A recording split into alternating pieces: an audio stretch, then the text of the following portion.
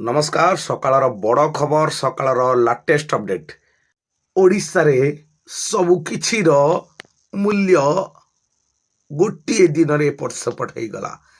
अनेक जिनिसर दाम महंगा हैला तो अनेक किछि सस्ता हैला ता पुणी गोटे दिन रे फाइनेंस डिपार्टमेंट रो मिनिस्टर निर्मला सीतारामन इशारा रे सबु किछि एपट सेपट हो गला।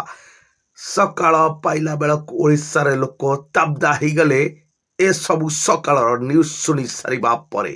महात्मा गांधी स्वराज सेवा अनुसार गतकाली ही फाइनेंस डिपार्टमेंट रो मिनिस्टर बा अर्थमंत्री राज्यर अर्थमंत्री निर्मला सीतारमण मत दोहलाई देला ओडिशा को। ओडिशा रे अनेक किछि आवश्यक जिनसर दाम हठात महंगा हो गला, अनेक किछि सस्ता हो गला।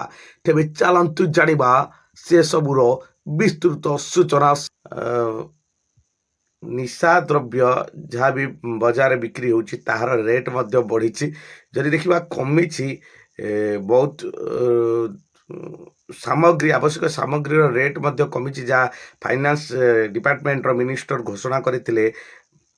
निर्मला सीतारमण कहते कि जदि देखिबा बैटरी रेट सब कमी एवं जदि देखिबा बैटरी रेट कमी, समुद्र जातीय जिते सब खाद्य सामग्री आम व्यवहार करुचु सब कमी एवं जदि देखिबा एवं विभिन्न प्रकार औषध विशेषकर कर्कट रोगर औषध एवं अनेक विभिन्न प्रकार औषध एवं मोबाइल अत्यधिक व्यवहार होता मोबाइल यही सबूर जदि देखिबा बजेट 2026-27 रे बहुत कमी एवं तृतीय पर्यायर अभिवृद्धिर लक्ष्य 10% वृद्धि हम बोली निर्मला रमण सूचना देइथिले।